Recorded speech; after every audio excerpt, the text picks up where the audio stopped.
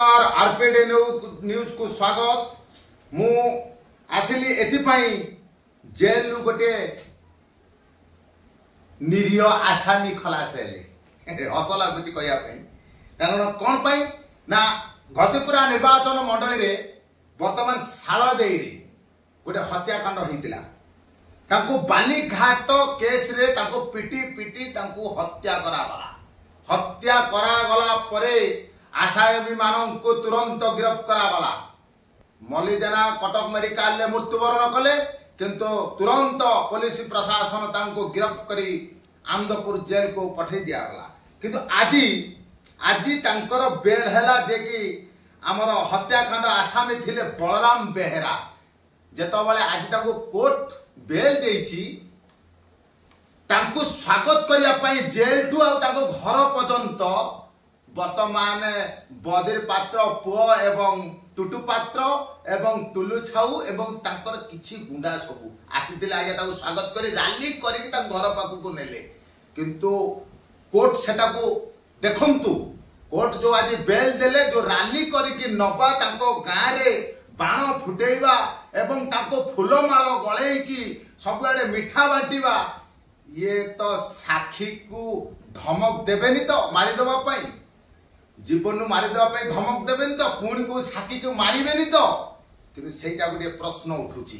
किंतु मु कहला को चाहे एथि जो शारदे जो मल्लीजेना केस रे तांको जो माँ मल्लीजेना पुओ एवं तांको बहु आज मिछ साकी देइछंती। से दिनर गोटे कथा आज वर्तमान कोर्ट रे गोटे कथा सब होची पैसा रख पैसा पाई आज माँ पाई मिछ कहला पुओ एवं बहु। किंतु मु कहला को चाहे ऊपर वाला अछि दिने ना दिने देखिबो माँ पाई मिछ कथा कहितिबा पुओ एवं बहु दिने ना दिने सख्त झटका खाइबे। कौन पाई जो मानक विरुद्ध रे से मिथ्या साकी देइचंती आज जे खलास हेछि से भी दिने ना दिने को भी मारी दे पारंती। किंतु मु कहला को चाहे ए जो मल्लीजेना केस रे जो मिछ साकी पुओ बहु दे आज भावुचंती आमे पैसा रे उपभोग करी आमे शांति रे रहबो केबे हेले शांति रे रहि परिबो नाही। जो माने हजार हजार मर्डर करिसंती एवं सेटारे थिले टुटू पात्र टुलू छाऊ एमन सब सेटारे थिले संपृक्त।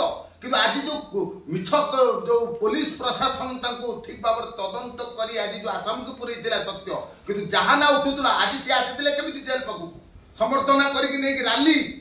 किंतु मु कहया को चाहे ठीक जो माने साक्षी देइचंती तांको कठोर कठोर दंड दिया जाऊ एवं एक बेल को रिजेक्ट करा जाऊ। आम कोर्ट को अनुरोध करूछु एक बेल को तुरंत रिजेक्ट करा जाऊ। जेल जो बेल दिया गला किंतु तमे रैली करी आज वर्तमान जाइजो गां को काली सकाळे तमे कोठी साक्षी मान को धमकेइबो को साक्षी की पिटिबो वर्तमान भयभीत होई बेसी साक्षी।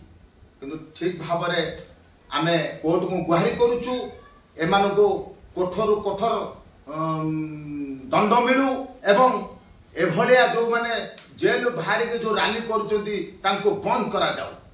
नमस्कार मु आउ किछि कहिबि नाही। मल्लीजेना हत्याकांड रे समस्त जानिचंती को माने संपृक्त अछंती एवं तांको से आज नाहांती। आमे चाहू जो सेबे स्वर्ग रे भल रही थांतु एवं सब जिंस न्याय उपरे जाऊ। जय श्री राम, जय भारत माता की जय।